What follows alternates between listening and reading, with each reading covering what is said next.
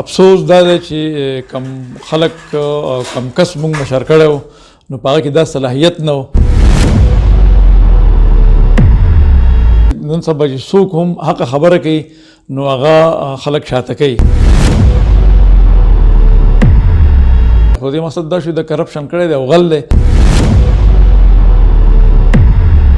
بیا په علاقه کې د ټولو عوامو ته پته ده چې تاسو په څنګه کور کې پاتې کېدئ، تاسو په څنګه دیره کې پاتې کېدئ، ستاسو سره کم قسم ګاډي وو.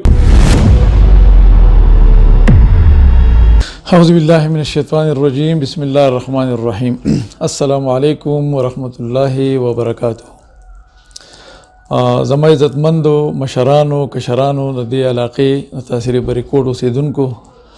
زما نوم شاه حسین دی او زه د تاثیر بریکوټ سره تعلق ساتم او د پی ټی آی سره زما ډېر نږدې تعلق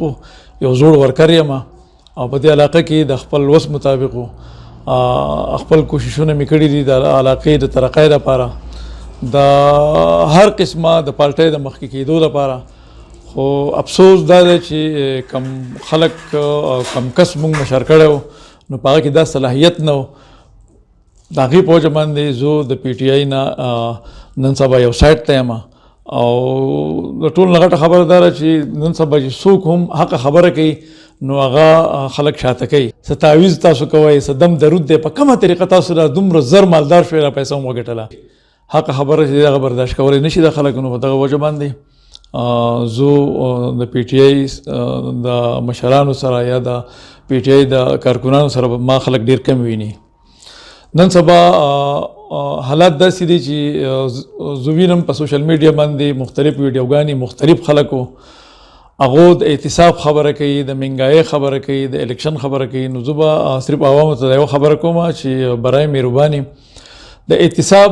زما په خیال باندې چې واحد اسانه طریقه دا ده چې احتساب به عوام کوي، عوام به په څه طریقه باندې احتساب کوي، په دې باندې ځان پوه کول پکار دي. احتساب به په دې طریقه کول غواړي چې کم زمونږ د علاقې یا د هرې علاقې ایم پی ای ایم این ای هغه په علاقه کې کار نه کړی او تاسو ته پته یې چې د غلا کړی د کرپشن یې کړی دی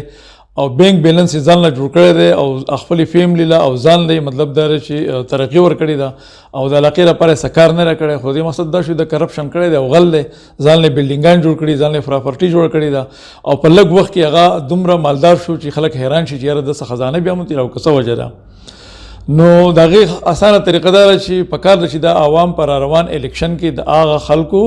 مخنیوی وکړي او د هغه په مقابله کې نور کسانو له اوټ ورکړي او د هغه مرسته وکړي او دا غله کسان چې دی دا نه راولي. بیا زه دا یو خبره کوم که هغه د پی ټی آی مشران دي که هغه نورې پالټۍ والا دي او خاص کر زه به د پی ټی آی خبره کوم چې دا کم کسان چې دوه پیرې وردېدل، درې پیرې وردېدل، نو اوس پکار ده چې دوی د انصاف او د تبدیلۍ خبره کوي. نو زما په خیال باندې چې نوي کسان ایجوکیټډ کسان شته په دې علاقو باندې پکار ده چې هغه سره مخکې شي او د خدمت د موقع هغو له هم ورکړي. بیا زه دا خبره کوم چې تاسو په احتساب باندې ډېر زموږ مشران داسې دي چې څوک د احتساب خبره کوي نو هغه خفه کېږي او نازیبا الفاظ استعمالوي د هغه خلکو لپاره چې هغه حق خبره کوي او هغه د احتساب خبره کوي چې زموږ سره دا مشران کینی او زموږ سره د احتساب وکړي نو هغه خفه کېږي. نو زه هغو ته یم چې بس ټیک د احتساب دا خبره موږ نه کوو. خو دا تاسو چې په دې لږ وخت کې د 2013 نه والا له دې وخته پورې په دې لږ وخت کې تاسو چې دا کمې اساسي ښولې دي د دې نه مخکې چې تاسو کمې اساسي ښولې دي، بیا په علاقه کې د ټولو عوامو ته پته ده چې تاسو په څنګه کور کې پاتې کېدئ، تاسو په څنګه دیره کې پاتې کېدئ، ستاسو سره کم قسم ګاډي وو، ستاسو څومره پراپرټي وه.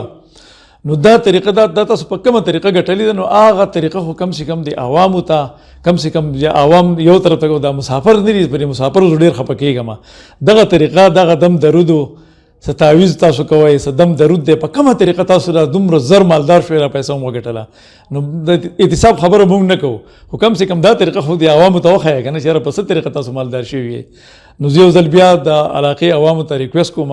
چې برای مهرباني د خپلو مفادو دپاره سیاست مه کوئ، انفرادي سوچ مه کوئ، اجتماعي سوچ کوئ. مسایل زموږ د ټولو یو دي، لکه څنګه چې اوس مهنګایي ده نو یوازې په ما باندې نه ده، دا په ټولو باندې ده. داسې که د بجلۍ مسلې شي دا یوازې زما په کور کې بجلي نه ده، هر چا په کور کې بجلي ده. که رسوي ګیس مسلې شي، که هر قسمه مسلې شي، نو که مونږ په مسایلو باندې سیاست کوو مونږ په اتفاق شو نو پالټي په دې کې بیا پالټي نه کوو زما په خیال باندې د وطن په مخ په وړاندې هم لاړ شي او سړي ته به انصاف هم میلاویږي اوس په کار ده چې مونږ د هرې پالټۍ سره تعلق ساتي نو په کار ده چې مونږ یو موټی شو او مونږ د هغه غلو د هغه بد اخلاقو د هغه چا چې کرپشن کړی دی د هغو خلاف مونږ یو موټی شو او داسې کسان دوباره مونږ بیا رانولو او اوس په کار ده چې مونږ د هغو سره احتساب په یو طریقه باندې وکړو په کار خو د ادارو له دي چې هغو سره احتساب وکړي خو که فرض که ادارې نه کوي نو عوامو لپاره دغه سمپل طریقه ده چې پر روان الیکشن کې دا خلکو مخنیوی وکړي د هغو خلاف ودرېږئ او یو ښه کس رامخکې کړي او هغه له ووټ ورکړئ بس زما دا خبرې وي او امید لرم انشاءالله چې زما پر خبرو باندې به تاسو عمل وکړئ په دې به غور وکړئ او که زما نه په دې خبرو کې څه کوتاهي شوي نو هغه د ټولو کتونکو نه د هغې بخښنه غواړم ښاد آباد اوسئ د الله په امان